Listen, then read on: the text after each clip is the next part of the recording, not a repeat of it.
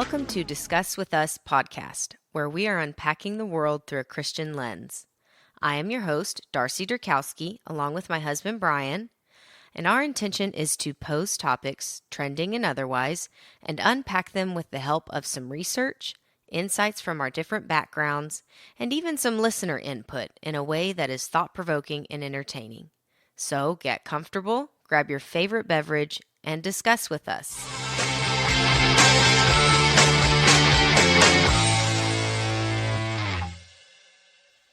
Hi, friends. Important announcement before you go further into this episode that you're about to hear. Brian and I recorded this and then, the entire thing, and then I got to the end of it and realized our audio did not work correctly. So, the rest of our day went crazy after that with all kinds of different things, and so we are not going to be able to re-record it. And you can understand the audio. I just don't want you to think that this is our normal quality if you're new to this. So hope you still enjoy the episode, and we will have it fixed next week. I already know what went wrong, what happened, but we will fix it for next week. So hope you enjoy. Welcome back to another episode of Discuss With Us. Darce. Hi. I'm good. It feels so much more official this week being in studio. By studio, we mean our shop. Yeah, our setup. But we are back in here. I finally plugged everything back in, and we made the treacherous journey from the house to the shop because it's cold outside. Yeah. Yeah, I actually had a couple of people, and of course, one is my mother. Yes. But say that they missed our intro song and everything. It's good. So it's a good jam. Good. I feel like I always just fast forward through those. I just hit the skip 30 seconds, but sometimes some of the radio shows I like. You like listening to it? Yeah. Okay. It's cool. like if we're like Rush Limbaugh used to always do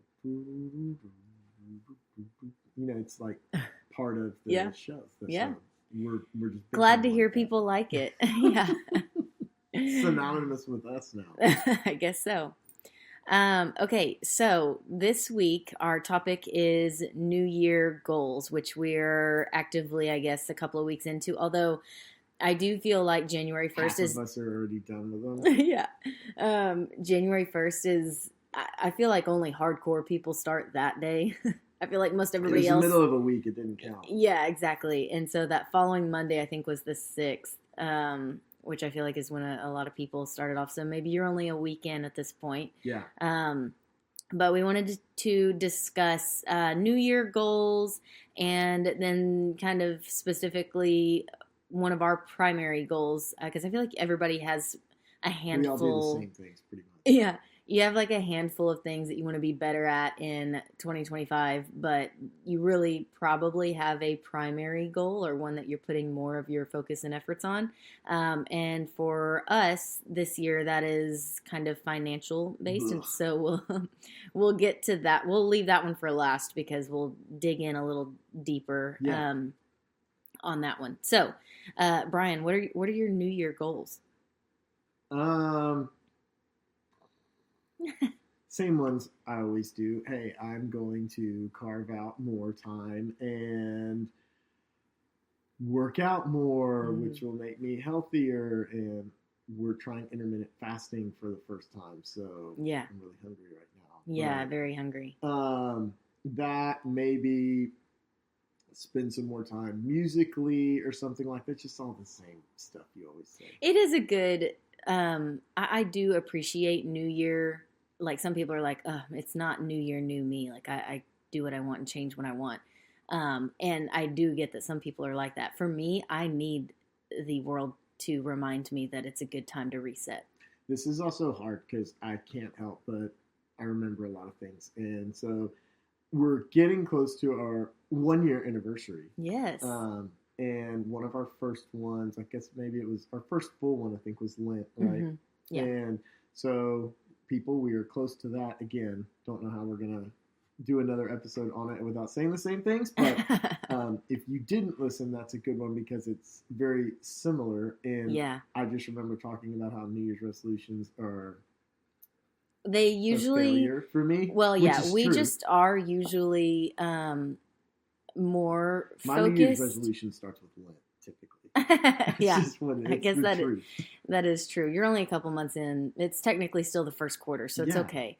But yeah, I feel like what we had said in the past is that, like with Lent, you have it religiously tied, which is hopefully um, of importance to Mhm. you, carries a lot of weight. And so we do, I feel like, tend to be more focused with that.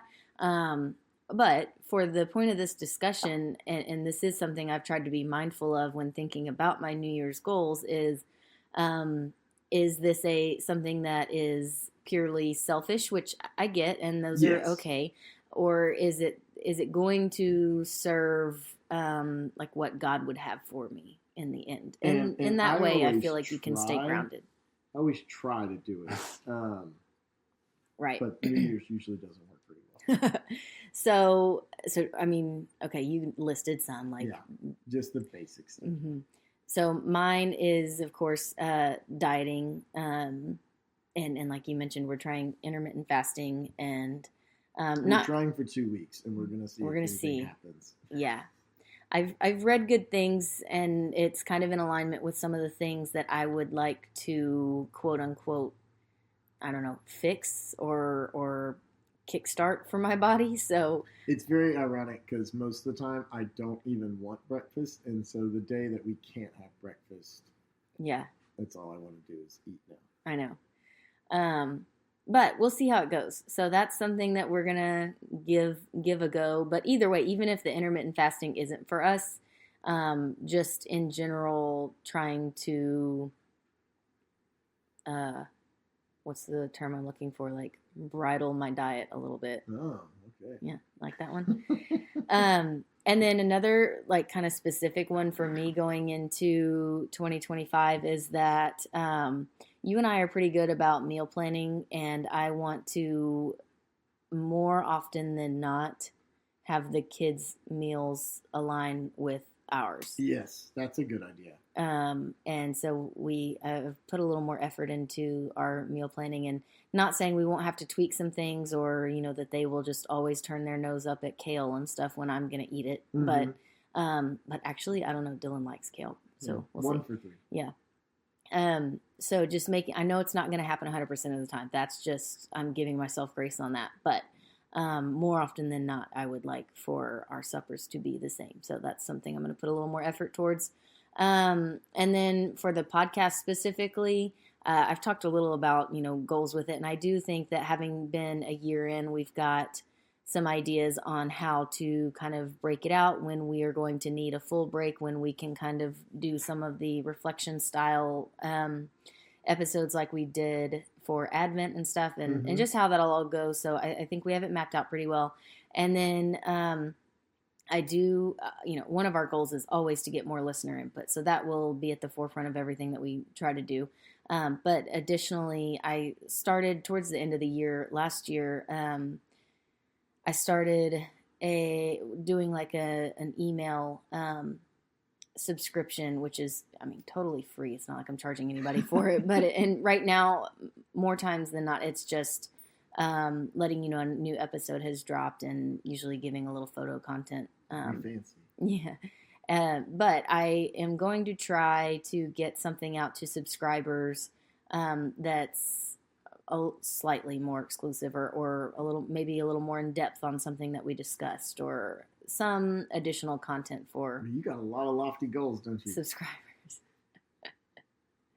Yeah, you gotta shoot for the stars, okay? Or what is it? Shoot for the moon, land among the stars. Ah, there you go. Yeah, see, okay. That's what I'm doing. So, but finally, the biggest one that you and I are both kind of focused on this year for us is our budgeting goals. Yeah. And I feel like it kind of came up because, as we discussed, our Christmas was pretty hectic because we were planning and getting ready to host a lot of family and everything. And so we were doing lots of projects around our house and property, mainly our property, mainly the fence. That was the one. That was the kicker, but it's done now. Yeah. 3 sides. 3 sides of it. And Done enough. yeah. But we also had like a roof replacement from storm. We had a lot going on. And just scratching some of those things off the list felt really good. And Now it's we don't want really, to do anything. it's really like the first time we've been able to tackle some of those things. So it made us think like, okay, well, what do we want to do this next year and how can we plan for it? Because, newsflash, we don't have a lot of disposable income, as they say. Yeah. It's all pretty much spoken for, which is fine. It's the phase of life that we're in and we're good with it, have everything I need. But a little forward thought could help us tackle some other things that we might want to do this year. So that's the really long version of the intro to this topic. All right. Anything else on New Year's goals? We'll check in with you guys on how intermittent fasting is going. What we're doing is like the 8-hour window where we eat, and then the other 16 are we stay out and we don't even snack or anything. We'll see. Yeah. One really good thing that saved this, because like 6 hours into declaring that we were doing this, I was like, is black coffee going to break the fast? It does not. Otherwise, I would have scrapped that. Yeah. But no, you can drink black coffee and it not break your fast. So we'll check in on that. Anything else on New Year's goals before we kind of dive into...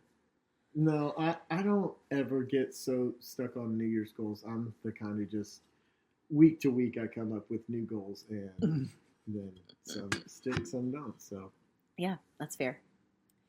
Okay, so budgeting. Let's just talk about one of the things that we have been talking about with budgeting and reflecting on is like, I don't know, how we did it before we were together, and then how we transitioned. Yep.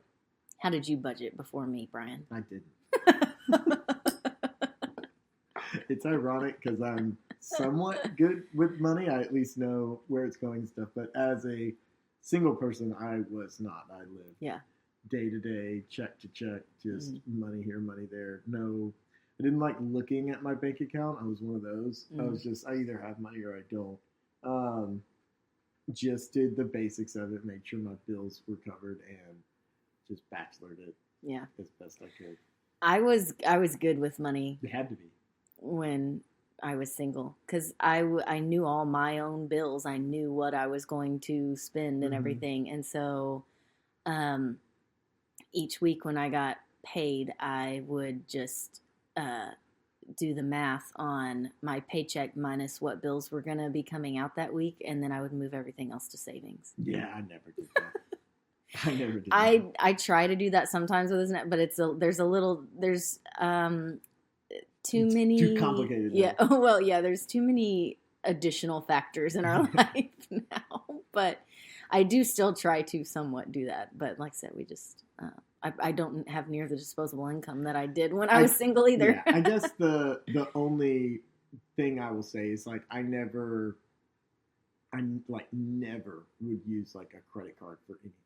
Yeah, no, that's... If I had to use a credit card, I immediately paid it off. But as far as like, I wasn't really saving besides, I mean, not a lot has changed here, but besides what I was already doing, like through employers and stuff like that. 401ks and stuff, yeah. I wasn't doing anything extra, and I was lower contributing then, but I just lived day to day. So I remember I wrote out my first budget when I was moving to Houston for my first job, big girl job anyways. And housing is super stinking expensive. Newsflash. In Houston, all over. It doesn't matter where you go. It is all just really expensive. And so I was not about to get into a, oh my gosh, I have to pause this, and we have,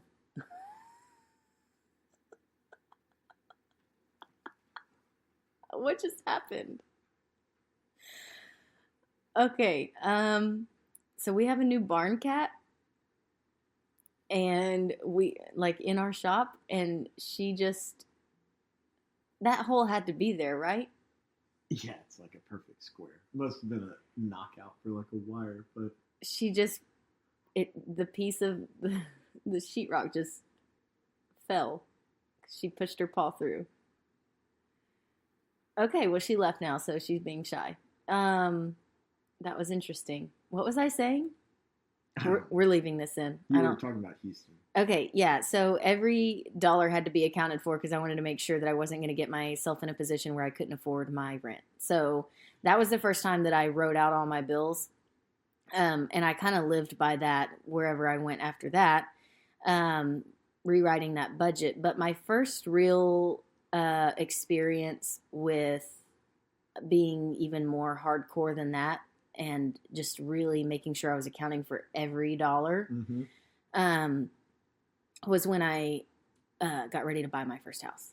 Yeah, hats off to you as a young single lady. You bought a house. So it was always like preached to me growing up from my parents and my grandparents that real estate is the best investment. So early on I knew. And it also just was, it was a great house that I stumbled upon. Yeah. And I got a good deal on it. But as a single person, I didn't know how exactly I was going to afford it. So I had just one income. And it was a stretch. It wasn't really your typical like first home, I wouldn't say. But I really loved it and I felt strongly about it and made it happen. But that was kind of my first experience with having to, but even not even so much for the month to month. That was something I figured out, but also saving up for the closing costs because that was huge expense for, again, a single income who hadn't had a super long amount of time to save up additional income. So that was kind of the first thing. But the next one that I wanted to talk about, because I feel like this was super significant for both of us, was obviously, we got engaged and wedding planning. Yeah. We look back on this and we're like, that was one of the, you do marriage prep and stuff, which I think is all super important. But planning our wedding together and budgeting for that was, I don't know, what a teacher that was to us. So that was my introduction to budgeting. Hardcore. Because when we had two incomes, we could do whatever. Yeah, we could live large. We were no kids. We were sitting pretty. Yeah, we went out all the time. Didn't think about it. Eat it was whatever no big you deal. Want, do whatever you want. Yeah.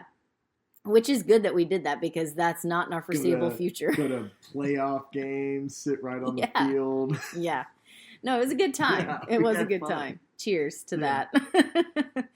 But yeah, so we sitting down, we got started really quickly planning our wedding because we didn't want to wait super long. And so decisions have to be made right off the bat. And I am a lover of Excel. And so I broke out my Excel spreadsheet and kind of projected what expenses we were going to have, and we discussed what was important to both of us and what wasn't.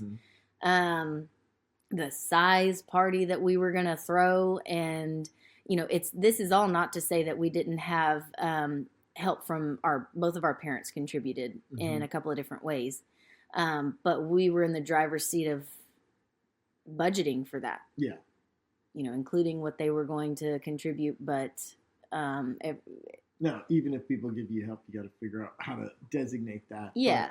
But that was where it became, and I think we'll get in the weeds of this in a little bit, but we technically weren't even married yet, and we had one bank account, right?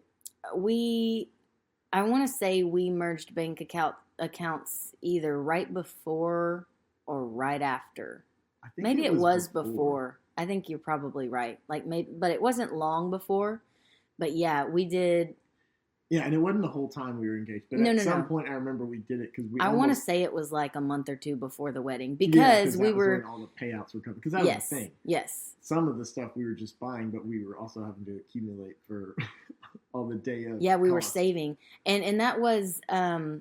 So I set that number, which it was a lofty number. Weddings are super expensive. Were then, still are. Yeah, exactly. And so it was like, okay, this is what we have to have in our accounts.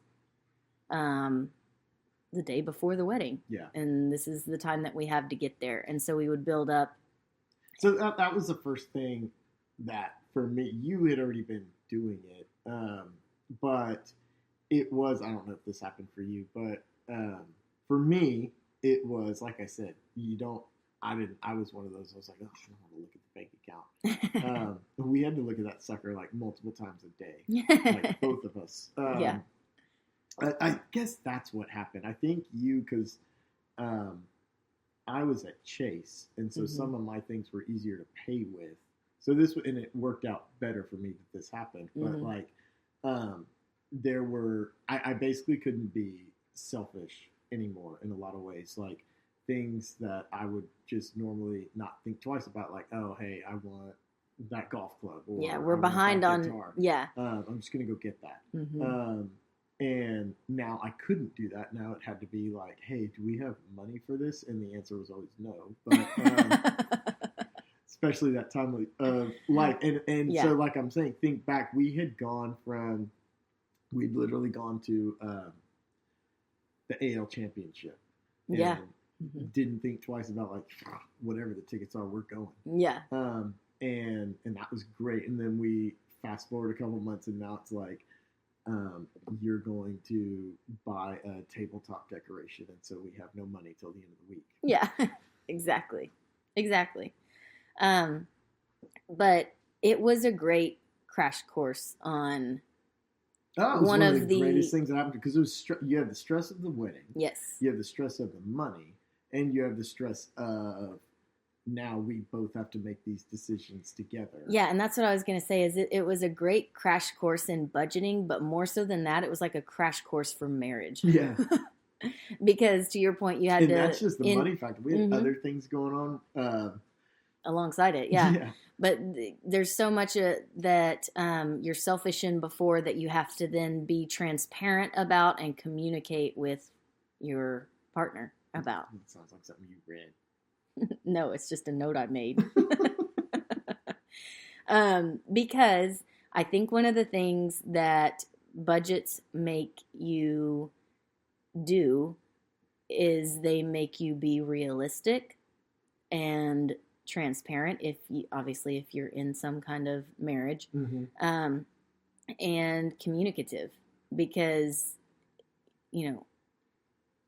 it's our money, so we each are responsible for where it goes. The other thing we had to get to was, it wasn't my money, your money, it was our money, and that really started taking form once it all started plopping into the same account. Neither of us ever had a problem saying that, but it does take it a step further to then combine everything and have oversight. Like I said, the transparent part is also key.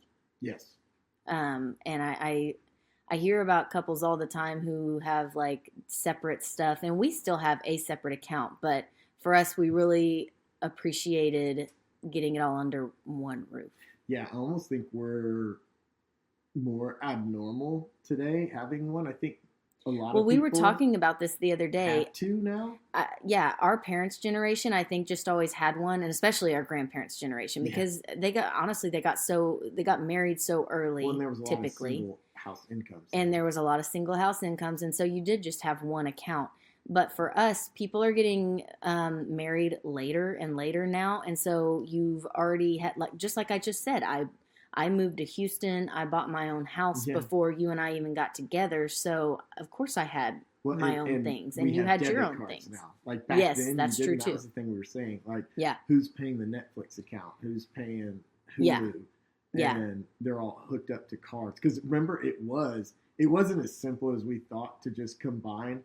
No. We had to transfer things over to different cards and stuff like that. Yeah. It was kind of a pain in the butt. But I will say, if you haven't done that, that's probably one of the easiest things you can do to help. Because it's all just coming in one road going out the other. Yeah. And everyone can see it. Yeah. It makes it easier to track. Right. And one of the things that, like I just said, it's not like we just have one bank account either, and everybody's going to have different things. So this isn't saying like you're bad if you don't. But But like because I kept my other bank account almost just to have another one, like it almost felt like a You just security wanted an thing. out. Yeah. But that's like where we save. So, Is it? well, it's where we try to save.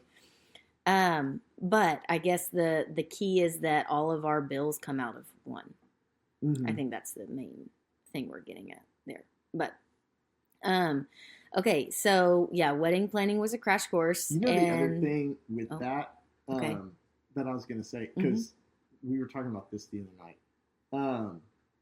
We had to get married in our church, we had to go through engaged encounters. Yeah. And then meet with the priest and take like this 200 question test. Yeah. It was like a compatibility test. I don't know whose it was or anything like that. Mm-hmm.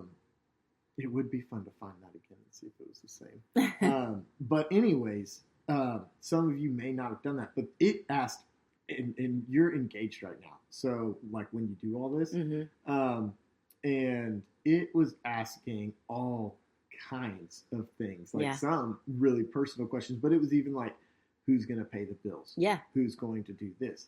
And you take it separately. Right. And then you come back together, and we met with the priest and went over all the questions, and we were doing different things at Engaged Encounters. That's a retreat that you go to for a weekend. Yeah, they ask a lot of similar questions too, like have you figured out this? Have you talked about that? Yeah, you do family planning, budgeting, all these things, and you break out into groups. And I was very obstinate of wanting to do it, but looking back on all of those things, because you and I talk a lot, so we had gotten through a lot of things. But there were things that came up that, frankly, we didn't need all the counseling. We just worked through it, but it's a good prompt. Yes, and so my point is, if you haven't done, especially if you're like a younger couple like us, you don't need to go somewhere for this. I'm sure you can find it online, but they will prompt you to things, and that's how I think we got some of the answers on budgeting and stuff. Like, just as an example, you pay the bills, right? Now that doesn't mean I just back out and don't know anything about it, but we kind of had those things set up, and it just asked questions to yourself that you had, some of them you're flying by, and then some of them you're and it also sheds light on, I would consider you and me, and most, not all, married couples, I would say that we're compatible, right? We align in a lot of different areas, but nobody is fully 100% quote unquote compatible, I guess. Right. There are things that I hold in importance that you don't, and vice versa. Or you hold in less importance. Name 5. So no matter how compatible you think you are and how much you're well, yes, but that's important to him, so I'm always going to be really, I don't know, cognizant of that. No, you won't. So these prompts and these things that you kind of just get out in front of, and it forces you to be those words that I just said: realistic, transparent, communicative. Yeah, well, and it gets you in a routine. Back then, I remember, because my mom pays the bills, and I think your mom does too, right? Yeah, I think my parents have gone back and forth over the years, interestingly. But we were both, because you had picked, I remember this question, because I picked Darcy's going to pay the bills. She's better with money than I am. And you said the same thing too, but I specifically remember so then we're going over the questions, and it was well, this isn't something where it's A, it's not set in stone that it has to be like this forever. And B, when we were in the, with the priest, it was this doesn't mean you check out on it either. And it doesn't mean, and it also doesn't mean you don't have a say in how the money gets spent. And so that's what I'm saying. Just going through some of this stuff can open doors, because there's stuff we just go through each other before we spend money and stuff like that. Not, Oh yeah, I think we even. You know what? Amazon I think packets show up, and I'm what are we doing? But for the most part. No, you're bringing up a good point, and this is actually a really good example of kind of what we're talking about. Because, like you said, it's like, well, yeah, Darcy's going to pay the bills, and I knew that, and you knew that. Why did we need to go over it? But I think one of the other questions that it said, maybe, either way, it's a good example of this, is like, what's your threshold of something that Darcy should come to you about spending? Right. It did ask. And we had did to put a number. And I feel like, because we've talked to other couples about this before, that is going to vary for everybody. No judgment, but you should be in alignment about it, because if I come in and I bought something for $250 and Brian's like, excuse me, and I'm like, oh, I thought our number was 1,000. That's a good thing to know. I forgot about that. So it's a good example of these things that, not saying you can't work it out on the back end, but no, but it's so much easier to kind of get it Sometimes out. that number changes. Yeah, that's true. So yeah, here's your takeaway from this episode. Yeah. What's your can spend without asking number? I'm not asking you to say this. I'm asking sometimes you the get people. mad if I go to like Panda Express, so I guess like I only get $15. mad about that because you don't bring me back any. That's not a spending thing. Okay, so I think so we made it through our wedding. We made it through our wedding, and in a couple of years, I guess, or no? When?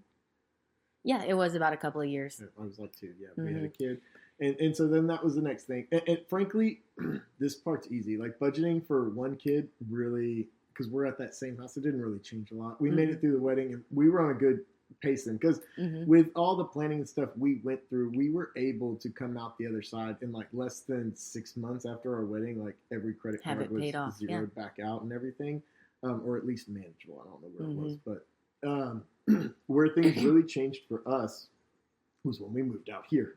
Yeah, to our place now. So yeah, everything was very manageable. That's a good term over at the other house. But then this property came for sale. And there's a long story about that whole thing and how we even, could manage to look at this. But the price kept decreasing, and we had said, like, if it gets to this number, we'll put an offer in. Long story short, we did, but it was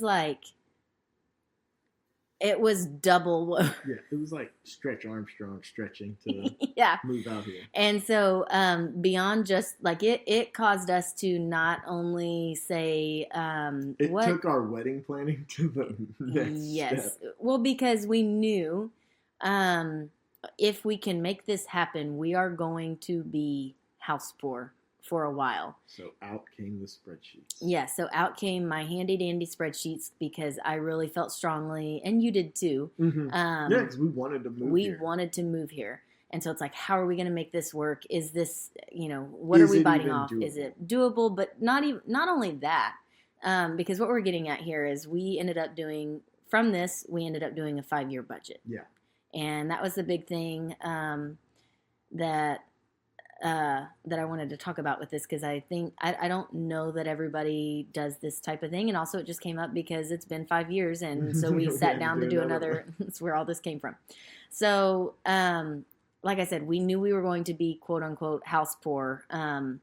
Is that the term? Because that always sounds like a paradox to me.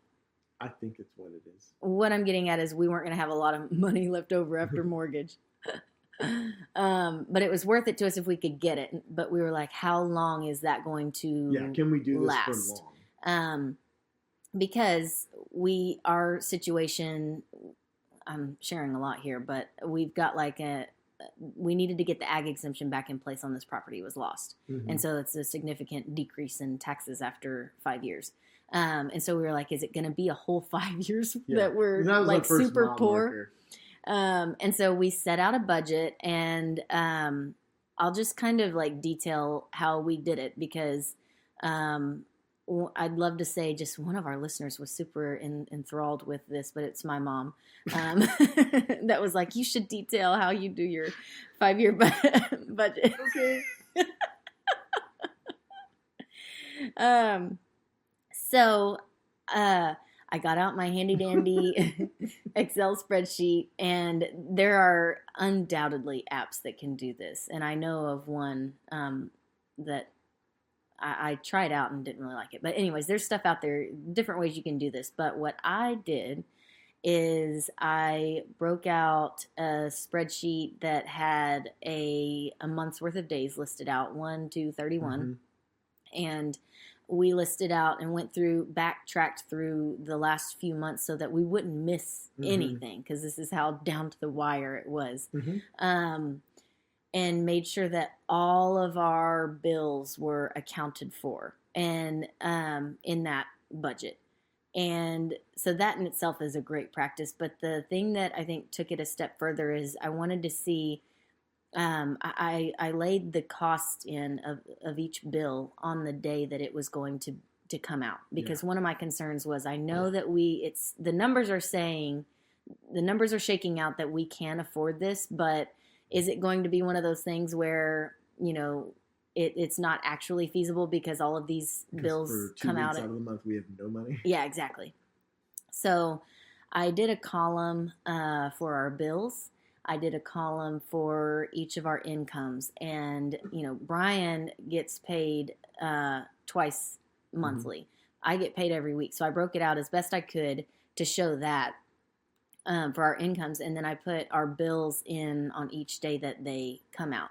And then made sure I did my little summaries there and made sure that we were going to have enough money coming in. And one of the things is I remember looking at it and being like, okay, 1 week we're going to look really flush, but then we're going to be negative on the last week. Which was hard for me to deal with. Yeah. So it was like, okay, Brian, when we see this money in the account, that doesn't mean we can spend it. We need to keep it, for doesn't that. Mean I can eat out. Yeah, exactly. No panda. And so we need to keep it in the account so that we can cover this other month. So that was one of the things that I'm saying that because I'm not sure everybody looks at it in that view. And it does help, because if you're looking and you're like, why is this happening? I did the numbers and it's probably that. And the good thing is some bills you can move around. Most, I would say, you can, or can apply to. So if you need to. This, and it's still good. We've actually gotten laxed on this exact part of it, which is part of our budgeting goal for 2025. But back then, we were you have to be everyone can write out hey, this is how much my mortgage is. This is how much this car payment is. The set bills. It's the ones. It's the miscellaneous. Yeah, it's the ones that don't have a set amount. Yeah. That are really hard. Remember we had to change the number because groceries started going up. At that time, and we had more kids. At that time, right. I think we were 120 to 150 on groceries. Yeah. Those were the days. Yeah, I know. And so we were allocating that, and then we had to go back, because that's the thing. You don't just set this and forget it. Yeah. Oh, bless you. So, but we had to go back and up some of those numbers on the ones that move. And you have to, so that was where we went through, and this helped with the single bank account, because one of the big things, I'll just give a personal example. I drive a lot. So therefore it is almost impossible for me to not stop at a gas station. A, I have to get fuel a lot. And then B, while I'm there, I'm here. So may as well get this fountain drink. Yeah, or something. And we literally had to put that number in there. How much do we spend there? We were going to Home Depot a lot to fix up stuff here. So we had to put a budget in of a hard number. You're jumping ahead. Let me introduce this. Oh, excuse me. So I said I listed out all the bills, and then at the bottom there's I'm just telling, just so the good people can know where these numbers go. You want to screen share your no, I don't. But yeah, at the bottom I would have a miscellaneous section that would account for, like Brian's saying, these weekly, or even if it's not weekly. My excursions. Yeah, for Brian's excursions. No, it was things like, we, at the time, I don't think we hadn't had June in school yet. So we were paying for childcare, but it was a week to week thing. So I would budget for that. Groceries was another one that we would do week to week. And I would put that number in, times 4. Our tithes, that's something that doesn't have a set bill date on it, but we had to figure out what day those checks were getting cashed. Yes. Yeah.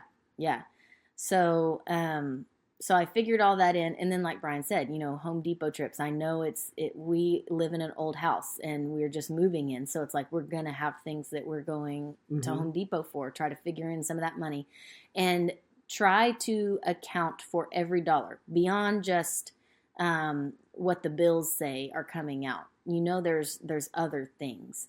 Try to capture all of that and be conservative with it, and so that would go into the miscellaneous section at the bottom. And so then we would have whether we were in the black or the red based on our income and all of our bills and that miscellaneous section. It's a lot of Um, red. but back to kind of this 5-year budget, what we wanted to do, we filled all that in, and then I just copied and pasted. Once I had that built out, I copied and pasted that to the right of this box setup, budget setup, 4 more times, and labeled them the next years. So then we could account for, okay, we're not going to spend much this year, but then next year we'd like to do XYZ, and so I'm going to up our Home Depot expenditures to this. Or a big one for us was we knew we were going to put June in, some kind of schooling at some point, and so we accounted for that and those increases. And you can look at this a couple of different ways. If you're somebody who gets a yearly raise, you can figure that in too and see if it's going to cover it. Or if you want to show yourself like a % increase, or if you just don't want to count those chickens till they hatch. That's kind of how I roll. But hard thing with that is if you do that, you got to factor inflation too. Yeah, exactly. But the point is you go through and you say, like, for example, we would have different bills like, oh, we're going to pay this off this year. So then the following year we can delete that one out of there. And see where you shake out and what years are going to be really rough and what years you may be able to plan for a remodel or, buying a new car or whatever it may be, or just, stacking some savings. That would be nice. And it allowed us to see like, okay, this first year is going to be pretty rough. Yeah. But it is doable, and we can stick to that because here in the second or third or fourth year, it does get better.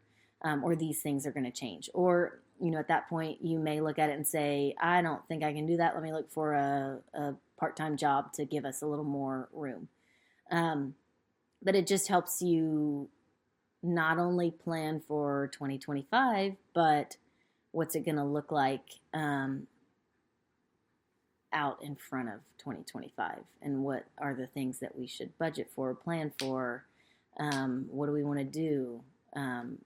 We're staring down at looking with like, are we going to put Dylan in school and all these different things. So I think it's just a good practice to know things are going to change, but try to project that out. And it allows you to not be behind the 8 ball if you do have some goals. Which kind of brings me, okay, first of all, do you have any other thoughts on that? Well, so yes, it's good. It got good projecting forward like that. You can see a light at the end of the tunnel sometimes. Now, some of that is just you and I are like long-term play people. Yeah. We don't mind just fantasizing about something and kind of waiting for it, which everybody's different and stuff, but we're perfectly content with like, one day I'm going to do this. And life happens, things come in to take those spots, but it kind of gave us, like, it was just looking at it on paper in that first year, it was kind of like, are we, like I said, we're a couple years removed from buying field level seats at the AL Championship. Like we had disposable income, and now we were looking at not having that. Yeah. We really didn't have it at all. So what it also did, like for me, was, okay, there's things I like to do and stuff like that, and you really can't factor in birthdays, Christmas, things you're going to and stuff like that. And so I have always fortunately had hobbies that I make money at. Right. So it kind of took that to a different level of like, okay, well, if I can do this, and you've had some little side things you can pick up to make extra money, and I think that also helped us balance with the family of like, hey, I'm gonna go play music tonight instead of being like, I wish you were home. It's like, yeah, we need some money, so we want to go out next week. But it allowed you to stare at that, but also just like plan forward, and like even we've kind of worked in a longer sense of like, when do we think we want to retire backwards, and kind of account for things to be paid off. Now that's not really so much on paper. That's kind of just like conversations we've had, but it all kind of started from what does year 1 look like to year 5, and even factoring in like, hey, in year 5, kids are going to be wanting to do like activities. So let's, even though this bill should come off, let's leave this money in here for that. Right. Or even in the one we're kind of working through now, it's like, oh, hey, your truck's paid off in year 2, but you're going to need another truck. So we may as well leave that payment in and just start stacking it to the side. Like, we can't just start using it. Right. And we're talking in really specifics right now, specific to like what we went through, where we're at and things. But I think this is the reason I thought this would be a good topic, is because I think it's relevant for everyone, whether you're somebody who's in the hole and trying to get out, or somebody who is in our situation, or somebody who is wealthy. I think it comes down to accounting for every dollar. And because what that is basically being a good steward over what God's given you. And you can play this game with money and with anything else, with any of your other blessings, right? But I think it's important to make sure that we are being good stewards over what we have, however little or much that might be. And to the point of not just accounting for every dollar, but also putting in those goals towards being, continuing to be a good steward. And what I'm getting at is like, I think somebody said something once, and I have no idea where I heard it or if it was a podcast or something I read, but they talked about, I want to be a good steward over my money so that I can, when called upon, I can be generous. For others. And that can look totally different for lots of people. Maybe it's donating to a charity or to a foundation, or, helping out your own family or people in need, taking care of, like, one of the things that we talk about is end care for parents, grandparents, etc. And just not ever wanting to be in the position where we can't help and have to make really tough decisions. And those are, sometimes those are just going to happen because that's what God's will is. But to the best of our ability, I think that it is good and pleasing and honoring our family and others. And as June would say, our brothers and sisters in Christ. It's this new thing. To be good stewards over what we have. And for us right now, that looks like above and beyond tithing, because I think tithing is its own separate thing. I think that's giving your first fruits to God, but and trusting what He has planned for it, and not maintaining a lot of control over that. And I know that's hard for people, but I think that's part of it. I think that's part of what God asks us to do with tithing, is to trust Him with that. But also above and beyond tithing, being set up to be generous where God would have you. And again, that may look like, if you're barely making ends meet, it may just in this stage be taking care of your own house, your own family, and your own goals that hopefully you're obviously prayerful about. But if you've listened to this whole budgeting thing and you're like, well, I don't have to do that, luckily. And I'm sure there are people out there, and I don't mean to sound, I'm not meaning to make that sound hoity-toity. That's just some people are blessed with that, and maybe it's generational or inherited, or you really busted your butt over it. Either way, it's nothing like that. It's more so just, you have those blessings. What are you doing with them? Is it glorifying God? Yeah, think about the talents parable. Yes, exactly. Yeah. You want to tell that? Let's see if we can wing it. So the steward gave 5 talents. Yeah, 1 talent to yeah. one, 5 to another, and 10 to the last one. And the one with the 1 went and buried it, and the one with 5, didn't he like earn another one? And then the one with 10, the 10 doubled it or something. The 5 went to like 7 or something, I think. Yeah. We are completely winging this. Yeah. I know it's Matthew because he was like the accountant. Yes, exactly. So I know it's in Matthew. If you want to go find it. But the point is, when the master came back, the one servant was like, he dug up his 1 coin and was like, here, master. And he's like, you didn't. Yeah, he banished him, called him evil. And this is a really tough one to understand. It's a good read. I didn't understand this one. No, it is difficult. Even now, reading it, it's like, what's the answer? Yeah, you should at least find it. We don't have to read it, but that way people can go back and read it. But he was happiest with the one who had been a good steward and like doubled his money. But he was happy with both of them. Here we go. Matthew 25. Okay. There, you can go back and read that. Starts at 14, but here's the one at the end. So it was 5, 2, and 1. So the 5 talents gained another 5, 2 gained another 2, 1 dug his, put it in the earth. But when the Lord came back to the one with 1, because this is where it gets hard. But his Lord said to him in response, you evil and lazy servant. You knew that I reap where I have not sown and gather where I have not scattered. Therefore, you should have deposited my money with the bankers, and then at my arrival, at least I would have received what is mine with interest. And what always got hard, let's see what this will say. For everyone who has, more shall be given, and he shall have an abundance. But from him who has not, even what he seems to have shall be taken away. Yeah. Yeah, that's a good one to meditate on. Well, I always like it because it's talents, which I think biblically you can find out like how much money that was. I forget what it is. But I like that it's the word talent because it doesn't all have to be money. Now, in this specific instance, we're talking about money with budgeting.